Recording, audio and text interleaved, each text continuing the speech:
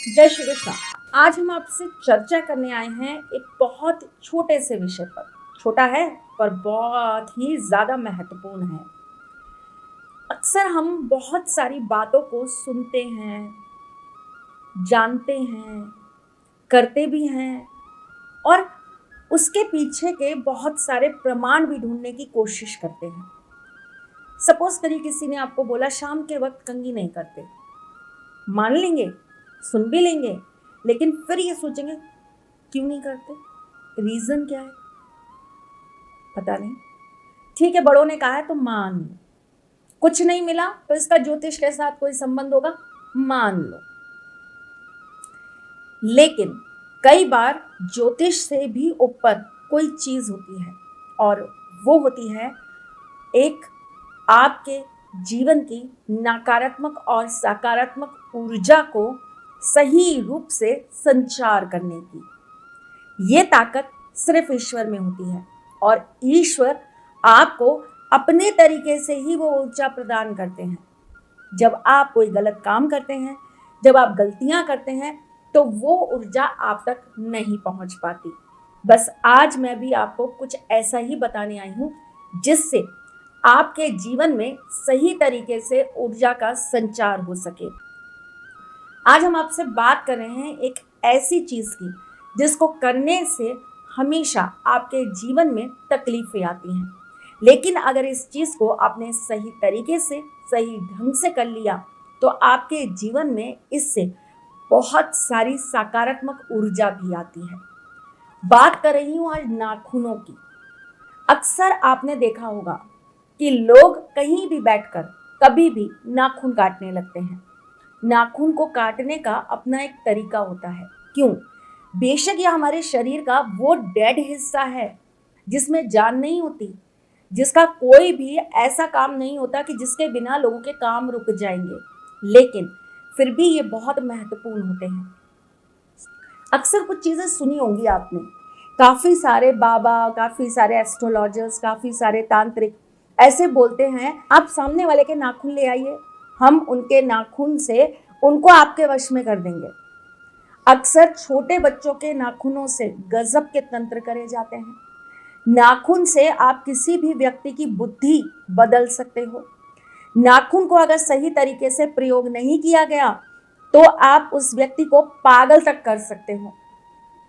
जी, नाखून बेशक आपकी बॉडी का एक डेड हिस्सा है, लेकिन इसका आपके जीवन के साथ बहुत गहरा संबंध है। ऐसा कहते हैं कि मंगलवार, थर्सडे और शनिवार, यानी कि मंगल, गुरु और शनि, यहाँ पर नाखून नहीं काटने चाहिए। लेकिन कभी कभी ज्योतिष शास्त्र में कुछ लोगों को हम ऐसी सलाह देते हैं कि मंगलवार को नाखून काटना, इससे आपके शत्रुओं का नाश होगा। नाखून केवल इंसानों के नहीं, जानवरों के भी बहुत बहुउपयोगी होते हैं। अगर आपने देखा हो तो शेर के नाखून पहनाए जाते हैं सूर्य को प्रबल करने के लिए।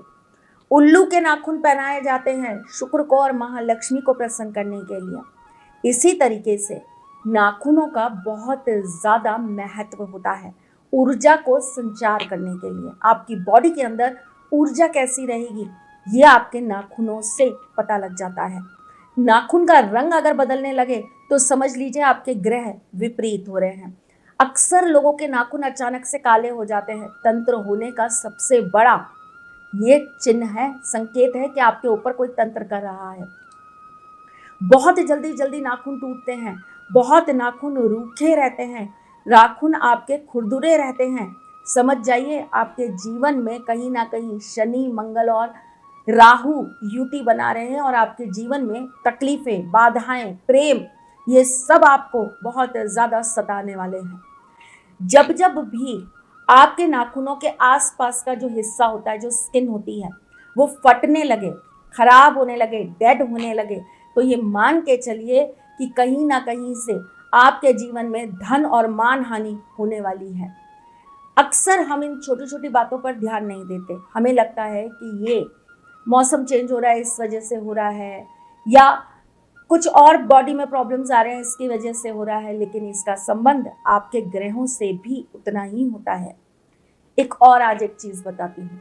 लोग कहीं भी बैठकर नाखून काट लेते हैं, बेड पे बैठे हैं तो वहाँ काट लिए, नीचे बैठे हैं तो वहीं काट लिए, सोफे पे हैं तो वहीं काट लिए। क्या आपको पता है नाखून कहाँ बैठ के काटने चाहिए, और नाखून काटते वक्त आपका मुंह किस तरफ होना चाहिए?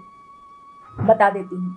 नाखून काटते वक्त आपको हमेशा किसी कपड़े को जमीन पर बिछाकर तब नाखून काटने चाहिए। बेड पे नाखून काटना पारिवारिक सुख को कम करता है। डायरेक्ट जमीन पर बैठकर नाखून काटना आपके कॉन्फिडेंस को खत्म करता है। अगर आप किसी भी सोफे पर या कुर्सी पर बैठकर नाखून काटते हैं, मान प्रतिष्ठा खराब होती है। हमेशा धरती पर बैठिए, जमीन पर बैठिए, लेकिन कपड़ा बिछाकर, और सामने नाखून को भी आप किसी चीज में काट कर रखिए। क्या करते हो आप जब नाखून काट लेते हो? चलो सपोज आपने किसी चीज में काट लिए, आपने पेपर में काट लिए या आपने कोई पुराने कपड़े में काट लिए, फिर क्या करा? उन नाखूनों का करा क्या आपने?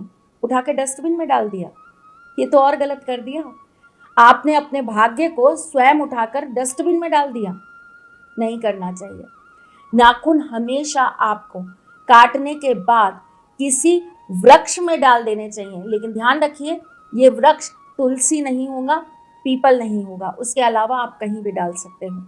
वट के वृक्ष में डाल दीजिए, या कहीं पर थोड़ा सा गड्ढा खोदकर पहले वहां पे थोड़ी सी हल्दी डालकर नाखून वहां पर डालकर उसको आप बंद कर दीजिए, यानी कि धरती में समाहित कर दीजिए। एक और चीज बताती हूँ, अक्सर हम नाखून काटने का टाइम गलत चुनते हैं। सबको रात को याद आता है अरे यार नाखून काट लो। अक्सर हम शाम को नाखून काटने बैठ जाते हैं।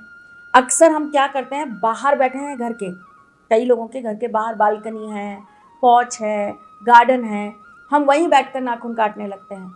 नाखून हमेशा बंद जगह पर काटे तो ज़्यादा महत्वपूर्ण होता है, ज़्यादा आपके लिए फायदेमंद होता है। अगर आप खुली जगह में बैठकर नाखून काटेंगे ना, तो ये कहीं ना कहीं आपकी ऊर्जा को उड़ा कर ले जाएगा। मत करिएगा ये गलती, इससे आपके जीवन में परेशानियां आती हैं। कुछ लोग अब मुझे बोलने वाले हैं कि बस आपको कुछ भी बोलना होता है इसलिए आप बोलती हैं। नहीं, मुझे कुछ भी बोलना होता है इसलिए मैं नहीं बोलती हूँ। मैं आपको केवल वो ज्ञान देती हूँ जिससे आपके जीवन में परिवर्तन आ सके। करके तो देखिए, फिर बताइएगा कि इससे आपके जीवन में क्या क्या चेंजेस आए। जाने से पहले एक और महत्वपूर्ण बात बताती हूँ आपको। नाखून कभी दहलीज पे बैठ के नहीं काटने चाहिए। नाखून कभी भी आपको अनजान लोगों के सामने नहीं काटने चाहिए। नाखून बेशक आपकी बॉडी का डेड पार्ट है, लेकिन ये आपको जीवन और मृत्यु दोनों के बीच झुला सकता है। इसके अंदर इतनी ताकत होती है। नाखून का रंग अगर बदलने लगे तो समझ लीजिए आपके ग्रह विपरीत हो रहे हैं। अक्सर लोगों के नाखून अचानक से काले हो जाते हैं। तंत्र होने का सबसे बड़ा ये चिन्ह है, संकेत है कि आपके ऊपर कोई तंत्र कर रहा है। बहुत जल्दी जल्दी नाखून टूटते हैं, बहुत नाखून रूखे रहते हैं, नाखून आपके खुरदुरे रहते हैं। समझ जाइए आपके जीवन में कहीं ना कहीं शनि, मंगल और राहु युति बना रहे हैं, और आपके जीवन में तकलीफें, बाधाएं, प्रेम, ये सब आपको बहुत ज्यादा सताने वाले हैं। चलिए जी, आज के लिए बस इतना ही।